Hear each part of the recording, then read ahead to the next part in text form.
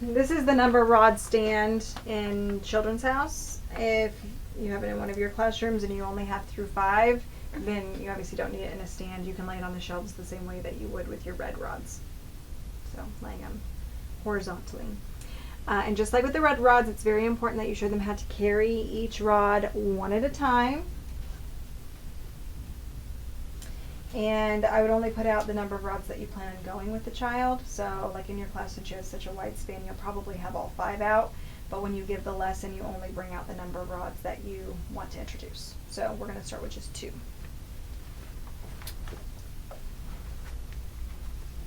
And if you have to make a really big deal about how these are very breakable or they could hurt friends, and be very careful with them, you can have that whole conversation at the shelf with them before you bring them to your work rug. This is definitely an activity that you would want to do on the floor, which is why I brought my work rug out so you guys have the visualization of it being on the floor. And one thing to know about the red or the number rods is that the red segment always starts first. So however you have them laid out, make sure that the red are always matching at the end. This is the rod of 1. 1. 1. This is the rod of 2. Since you're sitting that way, I'm going to turn them. Okay. 1, 2. Can you count it? 1, 2. Okay. 1, 2. Can you point to 1? Very good. Can you point to 2? Very good. Can you move 1 right here? Can you hand me 2? Yeah. Can you pick up the 2? Very good. Can you put the 2 right here? Yep. Can you pick up the 1? Very good. Can you place the 1 right here? Thank you. How many is this? 1, Very good. How many is this? 2. Very good. Can you count it? 1, 1, 2. Very good. So if the child masters that, they understand the concept of the different segments, then you can move on and introduce the 3rd rod. Do you guys want to see what that looks like? Okay. All right, you did so well with 1 and 2. I think we're ready to introduce 3. 1, 2, 3. Can you count that? 1, 2, 3. Very good. And then you can conduct a 3-period lesson incorporating all of them. So can you count the rod of 2? 1, 2. Very good. Can you count the rod of 1? 1, Very good. Can you count the rod of 3? 1, 2, 3. Very good. Where is 1? Right here. Very good. Where is 2? Here. Very good. Where is 3? Here. Very good. What is this? 3.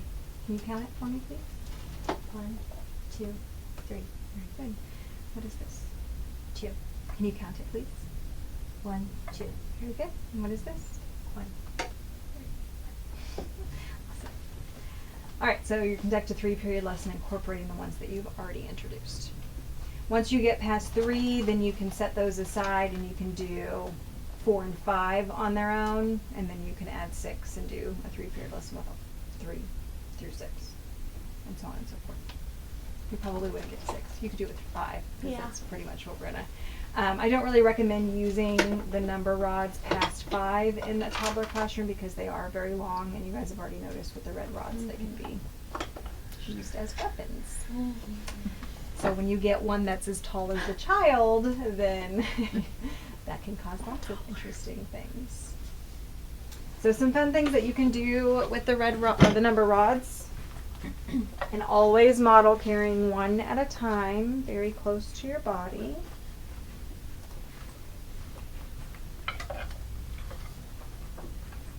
So just to show you what these should look like if they're all lined up. So your child is on this side.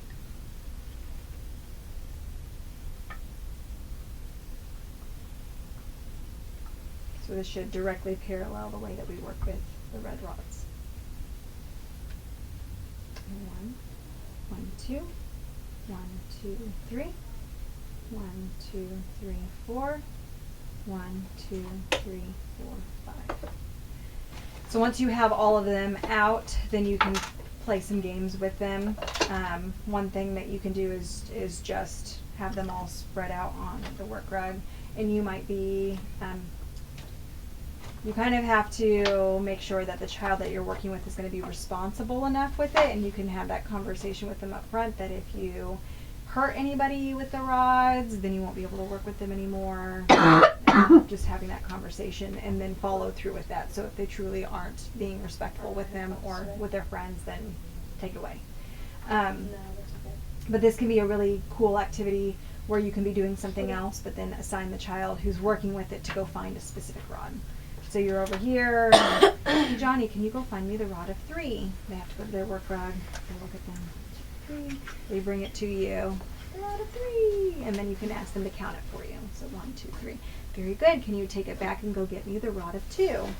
They take it back to their work rug, find the rod of 2, bring it to you, same thing, you ask them to count it, 1, 2, good job, you found the rod of 2. How would you respond if you asked for the rod of 2 and they brought you the rod of 4? Oh, that's 4. So what I would initially ask is, can you count it for me? So they can say, I brought the rod of 2. Oh, really? Can you count it for me? And then hopefully they'll 1, 2, 3, 4. 4, that's the rod of 4. So you're not correcting them, they corrected themselves by counting it. Does that make sense? Yeah. And you would do the same thing if in a presentation you were doing the 3-period lesson and they ended up picking the wrong one. That's why you always ask them to count it. So they're counting it to confirm their work. It's their way of checking their work, if you will. So they're not just eyeballing it. They actually are 1, 2, 3, 4, 5. That one is 5. So it gives them the visual component of that looks like that's how many there are there, but I'm going to actually count it to ensure that that's correct. Sound good? Do you think that maybe this would be, the number rods would be better to introduce to them before the red rods? Because in our class, I feel like they're not interested enough in just tall and short, because they all look the same, they're not as interesting, and because there's not this aspect of like counting, and I feel like they just look at it and right away they're not interested in sitting down and listening and paying attention, they just immediately want to swing it. Whereas this might be a little bit more interesting. Mm-hmm. Do you think? So the reason that we introduce long and short first is to give them a baseline for the vocabulary and the concept. So long and short is an abstract concept. Short, and we have long. Where when you add the number to it, you're creating the visualization that 1 is very short, where 10 or 5 is long. So they have to have that framework in the beginning to understand the concept that numbers build on each other. Does that make sense? Yeah, that makes sense. So I understand what you're saying, where they might be more intrigued by this work, but it's really important that they understand that baseline concept before moving on. So maybe we just, and you probably did say this in the training, so to start out, maybe we just, if these were the red rods, we would just start with 2? Yeah. Okay. So you can, if you wanted to introduce that concept and make sure they understand that concept, I would do that. I would want to make sure that they know how to set the red rods up, because as we've discovered with counting activities, when you add different colors, it can kind of confuse the mind a little bit. So if they know what it's supposed to look like as far as from long to short, then this layout isn't going to be as confusing for them by adding the color segments. And maybe they're ready now, because lately they've been taking more notice of things like big and small, like they've been like pointing to my nose versus their nose, and we've been talking about it. So maybe we could just try this week reintroducing it and see if they're ready now. Sure. And keep in mind with all the sensorial materials, there's multiple activities. So you have just the sensorial exploration, and it might be the exploration itself that they're not interested in versus the vocabulary. So like you were saying, introducing the longest and the shortest and just doing a vocab lesson on that. So you're isolating that component that you need them to know or kind of have a baseline for before moving into numbers. Okay. And then also making sure that you're making the red rods interesting, because if a child already knows how to set up the red rods, then they do become very bored with them very quickly. So you have to introduce lots of extensions to keep them engaged by creating different designs with them. And so if they're past that, then they probably are ready for something like this. Cool? I would try putting up the red rods if they're not using them right. Mm-hmm. And then doing a new lesson. Yeah, we've had it for several weeks. Okay, so now it might be a good time to reintroduce. And really evaluating where each of the kids are, and are they just ready for the sensorial exploration, or are they ready for the language component? Are they ready for some extensions related to those? Maybe they're ready to combine the red rods with the pink tower and the brown stairs. So there's lots of things that you can do to keep them engaged in the activity as Okay. well.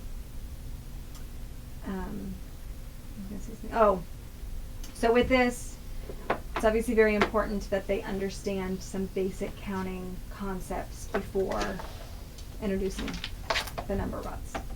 So don't just jump straight into number rods because you have a child who can count 1, 2, 3 sometimes, because they probably don't have the one-to-one component yet.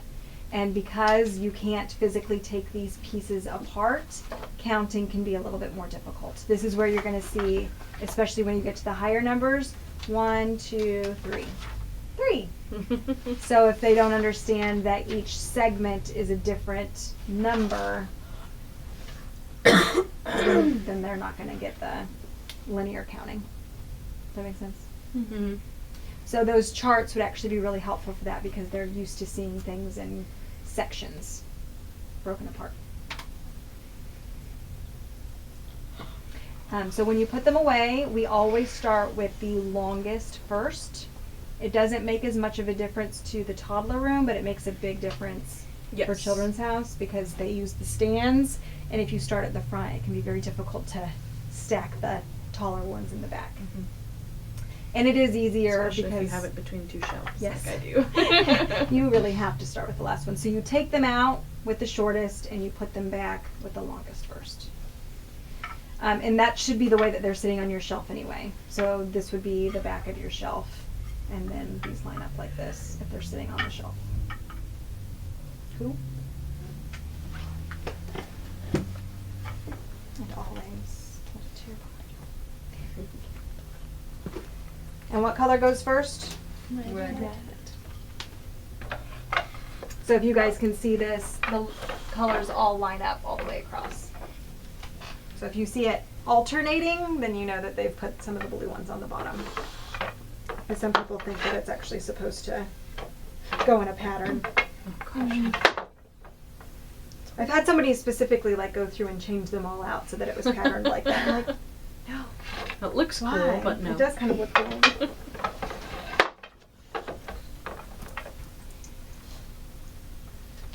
You can do that as an extension. Pattern it on the work rug. Yeah. Sure. Oh, I One of forgot my to- third-year students does that, and she says it's a building with windows. And she actually alternates the number rods and red rods from like a tallest, and then so it looks like a skyscraper when she's done. Wow. That's fun. That is pretty creative. Yeah. I did forget, this is not actually in your manual, but I like to point it out for anybody who has some really advanced 2-year-olds who might be ready for some basic math concepts. Clara. Yeah, she would have been a good candidate for that. You can do basic addition with these as well. So you can show them how you can make equivalent numbers. So I have the rod of 3, I can compare if I have 2 and I add 1, I get 3. So you see the comparison there. And you can do that with the other ones too.